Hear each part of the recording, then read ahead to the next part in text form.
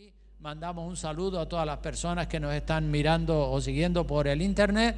Que el Señor les bendiga ricamente y que oren por nosotros, y nosotros oramos por toda la iglesia del Señor también. Bueno, el tema del que les quiero compartir en esta tarde lo he titulado La vida es una escuela. La vida es una escuela, hermanos, es así. La vida que vivimos todos es una escuela, y todos cuando nacemos con conocimiento cero, y poco a poco vamos aprendiendo a hablar, a caminar, a relacionarnos, a vivir, a trabajar. Y a medida que los años van pasando por encima de nosotros vamos aprendiendo cosas que no conocíamos en las etapas anteriores. Y ese conocimiento que con el paso de los años vamos aprendiendo es un tesoro, hermanos, un tesoro de valor incalculable si lo guardamos en el corazón para vivirlo y para ponerlo en práctica todos los días de la vida, ¿verdad?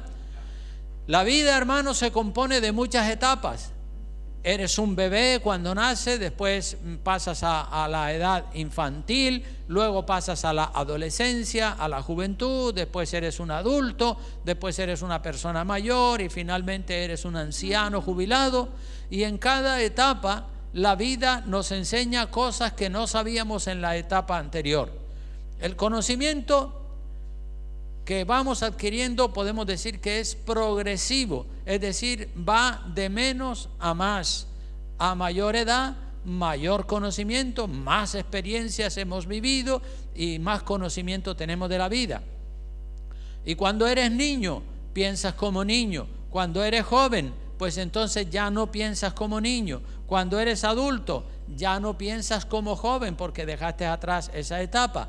Y cuando eres un anciano, ya tienes otra manera de ver la vida completamente diferente a las etapas anteriores. Yo ya soy un anciano, ya estoy a punto de cumplir los 70 años y tengo ideas y pensamientos que antiguamente en mi etapa activa de trabajador, pues no los tenía, y mucho menos en mi etapa de juventud. Y esto de que vamos aprendiendo, pues y las etapas van pasando por encima de nosotros, lo tenemos en 1 Corintios capítulo 13 versículos 11 al 13. Acompáñenme en esos 5 pasajes de la Escritura que le quiero compartir. 1 Corintios 13 del 11 al 13 dice que cuando yo era niño, dice el apóstol Pablo, hablaba como niño naturalmente, pensaba como niño, juzgaba como niño, mas cuando ya fui hombre, ¿qué pasó? Dejé lo que era de niño, obviamente. Ahora vemos, sigue diciendo el apóstol, ahora vemos por espejo oscuramente. Mas entonces, es decir, cuando estemos en gloria, veremos cara a cara. Ahora conozco en parte, pero entonces conoceré como fui conocido. Y ahora, dice el verso 13, permanecen la fe, la esperanza y el amor. Estos 3, pero el mayor de ellos, ¿cuál es? El amor. Así que la vida en la tierra se divide, hermanos, se divide por etapas. A medida que se van quemando esas etapas, el conocimiento y las vivencias nos van enseñando cosas que nosotros no sabíamos. Cuando estemos con Dios en el reino de los cielos, vamos a tener un conocimiento completo de todo aquello que ahora mismo desconocemos, porque son más las cosas que desconocemos que las que conocemos. Dios tiene, en su palabra lo dice, Dios tiene ciertas cosas que son secretos de Dios. Así lo revela la palabra de Dios. Hay 2 clases de cosas reveladas y cosas secretas. Las cosas reveladas son para nosotros, las cosas secretas están solamente en el conocimiento de Dios. Ahora el apóstol Pablo enseña esa verdad, que ahora vemos por espejo oscuramente, es decir, vemos todo un poco difuminado, un poco borroso, y hay muchas preguntas que no tienen respuesta, ¿verdad? Pero entonces cuando estemos en gloria tendremos un conocimiento completo de todos los misterios y de todas las cosas que ahora mismo no le encontramos respuesta. Entre tanto, las limitaciones a las que Dios nos ha sometido, entre tanto contrarrestamos todas esas limitaciones con la fe, con la esperanza y con el amor. porque tenemos fe en Dios, tenemos la esperanza de que un día lo veremos cara a cara tal como Él es, y entonces allí se acabarán las dudas y allí se acabarán las interrogantes, porque todas las preguntas allí van a tener una respuesta. La fe y la esperanza de que un día conoceremos a Dios y todos los misterios y todo se nos aclarará. Y en Deuteronomio capítulo 29, versículo 29, este pasaje es muy importante. Con frecuencia cuando vienen a mí personas a preguntarme ¿y quién es Dios? ¿Y dónde está Dios? ¿Y quién es la madre de Dios? Y tonterías y cosas así. La gente a veces hacen preguntas que no tienen pies ni cabeza. Entonces yo siempre me remito a esta escritura. Cuando uno no tiene respuesta porque no ha sido revelada, hay muchas cosas que no las podemos conocer por mucho que investiguemos. Así que cuando uno no tiene una respuesta, pues remite a las personas a Deuteronomio 29, 29. Vea lo que dice. Dice, vamos a leerlo todo juntos, y así pues lo subraya con un bolígrafo también y lo tiene preparado y listo. Es muy fácil de memorizar. 29, 29 de Deuteronomio. Dice así, todo juntos: las cosas secretas pertenecen a Jehová nuestro Dios, mas las reveladas son para nosotros y para nuestros hijos para siempre, para que cumplamos todas las palabras de esta ley. Aleluya. Las cosas secretas y las reveladas, dos clases de cosas. En este pasaje Dios deja bien claro que hay un límite al conocimiento de los secretos de Dios. Nadie puede entrar en los secretos de Dios. Una de las cosas, por citar alguna de las que Dios no la ha revelado, es el día y la hora en el que el Señor Jesucristo va a regresar en la tierra. La misma Biblia lo dice, que el día y la hora nadie lo sabe, ni siquiera los ángeles. Así que hay cosas secretas y hay cosas reveladas. Pero todo el conocimiento que nosotros necesitamos para saber lo que es bueno y lo que es malo, eso sí está revelado, y nosotros tenemos acceso directo a la palabra de Dios para conocer todo lo que concierne a la vida de la piedad, para que cumplamos la palabra, como dice, para que cumplamos todas las palabras de esta ley. Entonces las cosas reveladas están ahí en la palabra para que las cumplamos. Muchas veces los científicos quieren saber todos los secretos y todos los misterios, y empiezan a cavilar y a hacer conjeturas y decir cómo fue que comenzó la vida, y empiezan a opinar y a especular. Otros dicen, ¿y qué? ¿Habrán planetas habitados en el sistema solar? Y muchas otras cosas quieren saber, pero Dios tiene al ser humano, en cuanto a ese conocimiento, Dios lo tiene limitado. Dijo un científico en una ocasión que cuanto más descubren, más interrogantes tienen, más misterios aparecen. O sea que descubren algo y después, una vez que han descubierto una cosa que era secreta, pues aparecen 40 interrogantes más que no, para los que no tienen respuesta. Entonces nosotros los cristianos no debemos estar llenos de curiosidad como los mundanos que quieren saber los secretos y los misterios ocultos de Dios. No, nosotros tenemos que saber que eso está revelado, que hay misterios y cosas ocultas y secretas que ni nos interesan a nosotros. A nosotros los cristianos nos basta con conocer lo que está revelado en las Escrituras para cumplirlo, porque cumplir lo revelado por Dios ya tenemos tarea más que suficiente para no estarnos complicando la vida metiéndonos en cuestiones que incluso Dios las tiene prohibidas.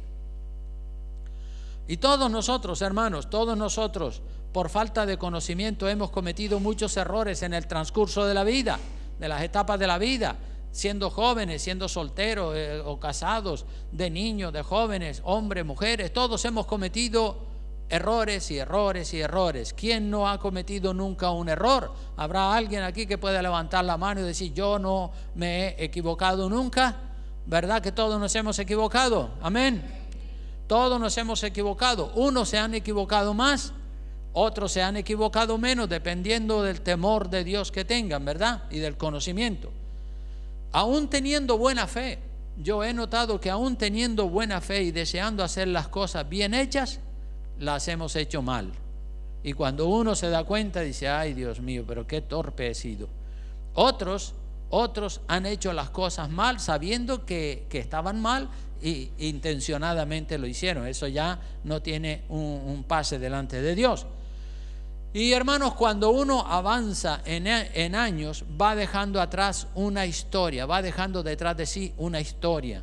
Todos vamos dejando detrás de nosotros una historia, buena, mala, regular, mediocre, como sea, pero todos vamos dejando una historia detrás de nosotros. Y cuando nosotros un buen día nos paramos y hacemos un alto en el camino y miramos para atrás para ver cómo ha sido nuestra historia, entonces entramos en una reflexión seria y sacamos conclusiones y decimos, ay, si yo le pudiera dar marcha atrás al tiempo, si yo pudiera retroceder 10 años, 15, 20, 30, 40, yo actuaría de otra manera.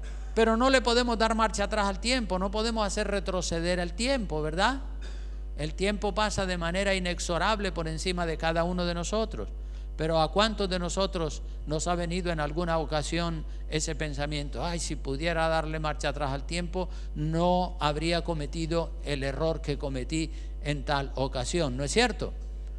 Sí. Lo que sí podemos hacer nosotros, lo que sí podemos hacer con las lecciones que nos va dando la vida en el transcurso de las etapas es aprender, retener lo aprendido para no volver a cometer los mismos errores que cometimos en el pasado.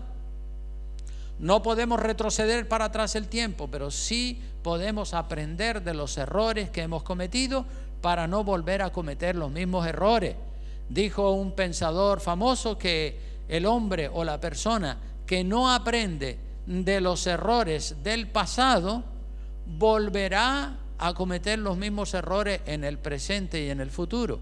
Entonces tenemos que aprender, porque la vida es una escuela y la Biblia también es una universidad que nos enseña muchas cosas. Cuando usted y yo revisamos nuestro pasado, debemos de reconocer los errores cometidos, ¿verdad? Y pedir perdón a Dios y a las personas ofendidas y dañadas por nuestra culpa. Incluso tratar de restaurar o de reparar el daño de alguna manera, salvo que la persona se haya muerto. Pero si está viva, pues hay que pedirle perdón y decirle, mira, lo siento, te ofendí, te maltraté o tuve una mala actitud para contigo. Hay que restaurar lo restaurable, reparar lo reparable. Ese es el lema de nuestra iglesia, mejorando lo mejorable. Miren lo que hizo Zaqueo. Zaqueo había sido un cobrador de impuestos, era jefe de los que cobraban los impuestos. Zaqueo, vean lo que dice Lucas capítulo 19 versículos 8 al 10.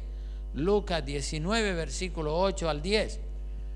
Zaqueo era jefe de los publicanos, o sea que él tenía un equipo de cobradores de impuestos bajo su autoridad, bajo su responsabilidad, y él los administraba a ellos. Y un día Zaqueo tuvo un encuentro con el Señor Jesucristo, y ese encuentro hizo que Zaqueo trajera a la memoria los errores que había cometido en el pasado, los fraudes que le había hecho a la gente en el pasado.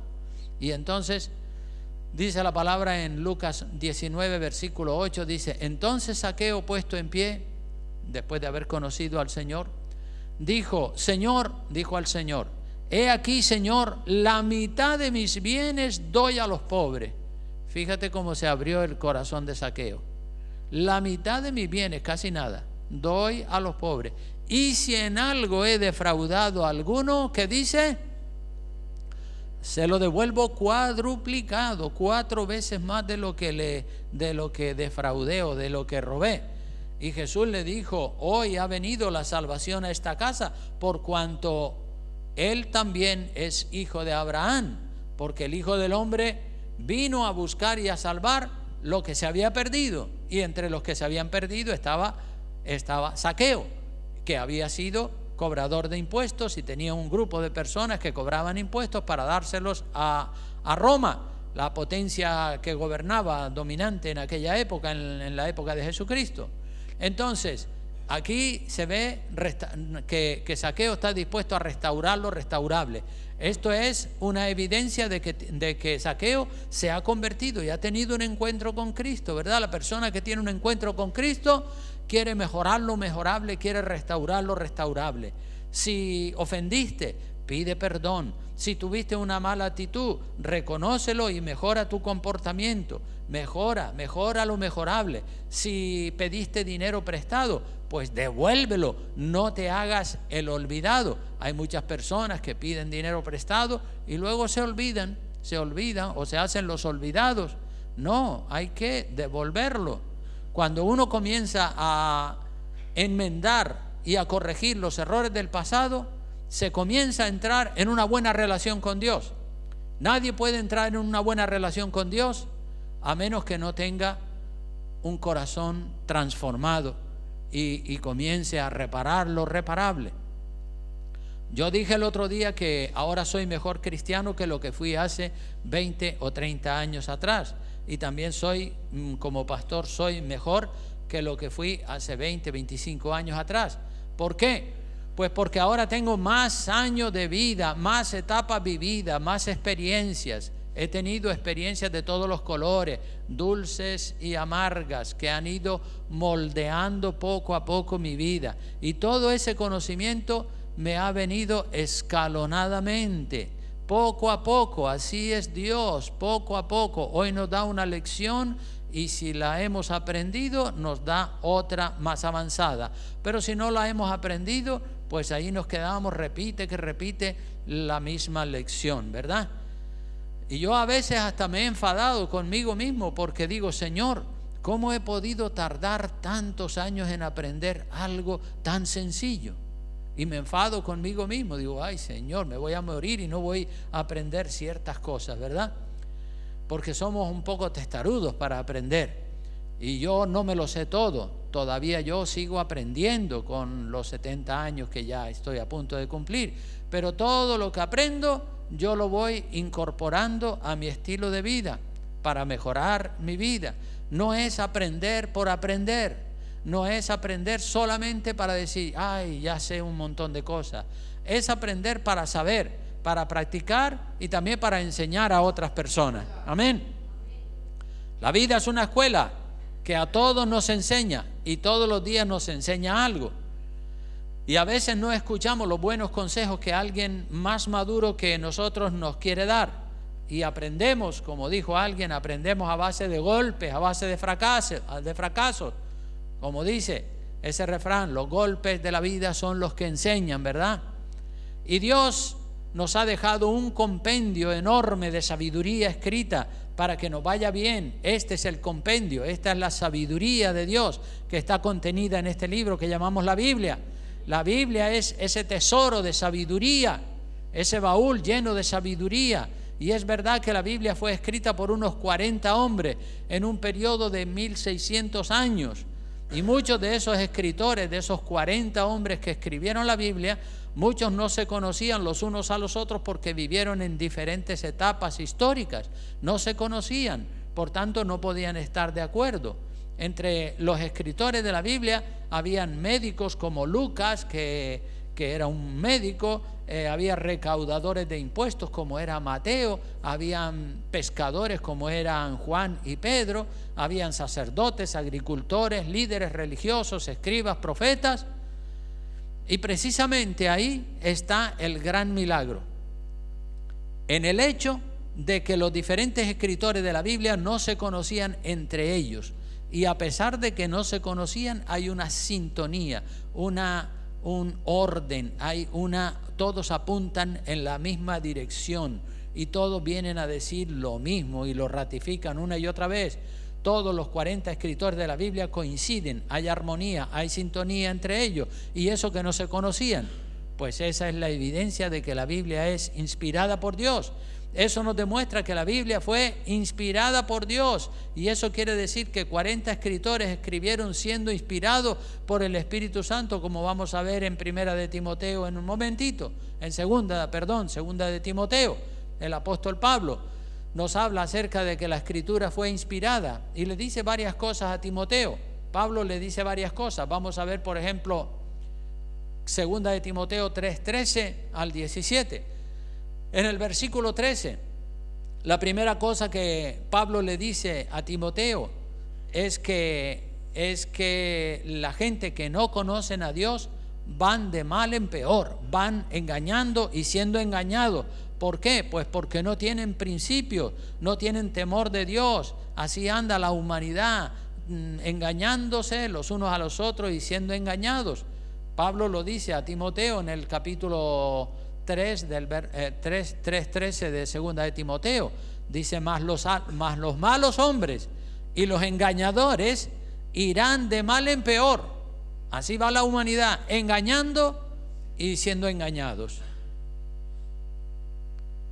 Pero los que amamos a Dios, como es el caso, o era el caso de Timoteo, los que amamos a Dios vivimos de otra manera. La segunda cosa que el apóstol le dice a Timoteo, la tenemos en el versículo 14 al 15. Dice, pero tú, así va la gente del mundo, de mal en peor, engañando y siendo engañados. Pero tú, Timoteo, persiste en lo que has aprendido y te persuadiste sabiendo de quién has aprendido y que desde la niñez has sabido las sagradas escrituras. En otras palabras, Timoteo fue instruido en el conocimiento de las escrituras desde que era niño por su abuela Loida y por su madre Eunice, lo dice en la epístola anterior. Y qué bueno ser instruido desde la niñez con la palabra de Dios. Eso, el ser instruido, nos ahorra problemas en el futuro, ¿verdad? Algunos padres dicen que no, yo dejo a mi hijo sin formación religiosa de ninguna clase, que ellos crean lo que quieran creer. Eso es un error como un castillo de grande. Los padres que aman a sus hijos y a sus hijas desde pequeñitos le enseñan los sanos principios de la Biblia, de la palabra de Dios.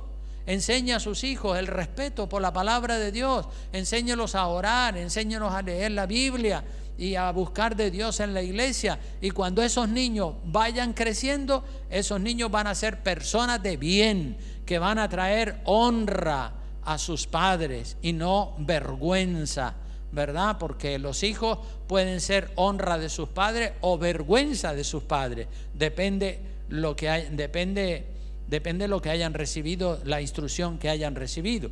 Así que si se les enseña la palabra de Dios desde pequeñitos, ellos cogerán el buen camino y traerán honra antes que vergüenza a sus padres. La tercera cosa que Pablo le dice a Timoteo en el versículo 15 acerca de la lectura de las escrituras, que las escrituras nos hacen sabios para la salvación por la fe que es en Cristo Jesús. Ya lo dice, desde la niñez has sabido las sagradas escrituras, las cuales te pueden hacer sabio, para la salvación por la fe que es en Cristo Jesús.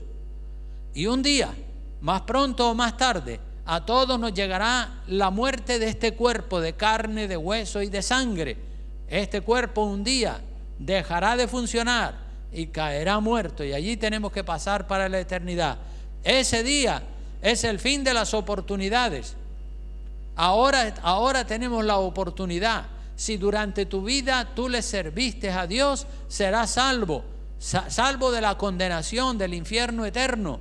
Pero si desperdiciaste tu vida viviendo apartado de Dios, te condenarás en el fuego del infierno. Así de claro. Y otra cosa que Pablo le dice a Timoteo, la cuarta, la tenemos en el verso 16, a la que hacía referencia anteriormente. Dice, toda la escritura, no una parte de la escritura, toda la escritura es inspirada por Dios y útil para enseñar, para redarguir, para corregir, para instruir en justicia.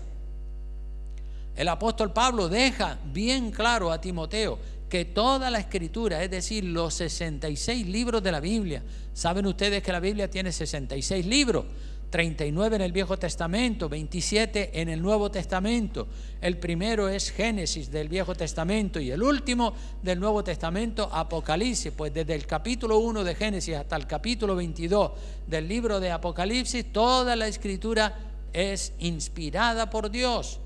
Y esos 40 escritores fueron inspirados, el Espíritu de Dios descendió sobre ellos y ellos, la pluma de ellos se movía según lo que el Espíritu les iba inspirando. Es decir, escritos por los hombres, los 66 libros escritos por los hombres, pero revelados o inspirados por Dios. Por eso hay unidad de pensamiento en los 66 libros de la Biblia. Hay sintonía, hay armonía, hay un solo autor, 40 escritores, pero un solo autor. ¿El autor quién es? Dios, el Espíritu Santo. La quinta cosa que Pablo le dice a Timoteo es que las Escrituras sirven o son de mucha utilidad para enseñar, para redarguir, para corregir, para instruir en justicia. Las Escrituras son la perfecta ley de Dios, la perfecta ley de Dios, como dice el salmista: lámpara es a mis pies tu palabra, lumbrera a mi camino. Así que la palabra de Dios es una tremenda bendición, sirve para enseñar, para redarguir, para corregir, para instruir. Y si tú corriges, instruyes y guías a tus hijos, a tu familia por la palabra de Dios, puedes estar seguro de que si le dices lo que la palabra te dice que digas, estás haciéndolo bien. Y hermanos, las Escrituras contienen enseñanzas para la vida, para toda la vida, para todas las áreas de la vida, para la vida familiar, el marido, la mujer, los hijos, para la vida social con los vecinos en la calle, por aquí, por allá, para la vida laboral en el trabajo, para la vida religiosa, ¿verdad? Porque muchas personas dicen: no, todas las religiones conducen al cielo. Mentira. Hay solamente una religión verdadera, y esa religión verdadera está revelada en las Escrituras, y lo que no está de acuerdo con lo revelado por Dios, pues ahí hay error, hay falsa doctrina. Así que nosotros tenemos que conocer bien la palabra de Dios, y cuando uno conoce bien la palabra de Dios, inmediatamente sabe qué doctrinas falsas existen en el mundo, porque chocan con la verdad. Y por último, la sexta cosa que Pablo le dice a Timoteo es que si nos tomamos en serio los mandamientos de Dios, alcanzaremos la perfección. Lo dice el verso 17: a fin de que el hombre de Dios sea perfecto, enteramente preparado para toda buena obra. Eso es lo que Dios quiere, que el hombre y la mujer de Dios sean perfectos, que estén preparados para toda buena obra. Y esa perfección no es una perfección absoluta y total como la de Jesucristo. No, la perfección a la que nosotros estamos llamados es una perfección relativa, porque todos nosotros hemos tenido una vida de pecado. Entonces ya no somos perfectos, ya no podemos alcanzar la perfección. Cristo sí alcanzó la perfección total y absoluta, porque Él no cometió ni un solo pecado en toda su vida. Entonces la perfección a la que estamos llamados como cristianos es el estar mejorando lo mejorable y no quedarnos estancados en un cristianismo mediocre, en un cristianismo estancado que no avanza. Tenemos que seguir avanzando, y si estamos avanzando y estamos creciendo y estamos madurando, así como los años van pasando por encima de nosotros, pues eso también nos ayuda a acercarnos cada día más a esa perfección a la que Cristo quiere que arribemos. Así que, hermanos, la vida es una escuela que a base de golpes nos enseña muchas cosas, pero la Biblia es un colegio superior. La Biblia es una universidad que sin necesidad de sufrir golpes, nosotros, si obedecemos la palabra de Dios, aprendemos muchas cosas. Y mejor aprender por amor que no por dolor. Muchas personas aprenden a base de palos, pero aprender a base de palos es sufrir. Mejor es aprender por amor, decir: bueno, si Dios ha dicho que esta es la verdad y está demostrado que la Biblia es la palabra de Dios, pues vamos a seguir los pasos de la Biblia y no tenemos que sufrir para aprender. Pero la persona que no quiere entrar por la palabra de Dios, pues entonces esa persona tendrá que aprender por dolor, porque la vida da golpes y los golpes obviamente duelen. Pero si nosotros hacemos caso a la palabra, pues aprendemos por amor, que es muy diferente a aprender por dolor. Y termino este mensaje con un versículo de la Biblia que contiene 4 pasos que todo cristiano debería estar dispuesto a dar. 4 pasos importantes. Eso lo hizo Esdras, quien era un sacerdote y un escriba en el Viejo Testamento. Vaya al libro de Esdras en el capítulo 7 y versículo 10 para echar un breve vistazo a los 4 pasos a la actitud que consiste en 4 pasos que tenemos en el verso 10 del capítulo 7 de Esdras, para ver el corazón de Esdras, cómo era el corazón de Esdras. Así tendría que ser nuestro corazón también. Esdras 7:10 dice: porque Esdras había preparado su corazón. Número 1, había preparado su corazón. Qué bueno preparar nuestro corazón. Ese es un primer paso imprescindible.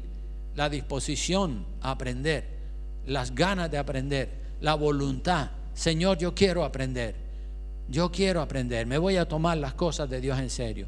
Cuando una persona da ese primer paso, como lo dio Esdras, dice que había preparado su corazón, es decir, había estado meditando, y dice aquí: la solución no es otra que aprender de la palabra de Dios y meterme en serio con Dios. Entonces, pero para dar ese paso de empezar a estudiar, tenía que tener carácter, determinación y estar dispuesto a estudiar, lo cual no es fácil, pero no es imposible. Entonces, había preparado su corazón, primer paso. Segundo paso que dio Esdras era inquirir, ya lo dice la palabra. Había preparado su corazón para inquirir en la ley de Jehová. Esto, inquirir, quiere decir investigar, estudiar, conocer a fondo la ley de Dios, conocer bien, estudiar la ley de Jehová. ¿Cómo la vamos a cumplir si no la conocemos? Tenemos que conocerla, estudiarla para poderla después poner en práctica. Hay que estudiar la palabra de Dios, hermanos.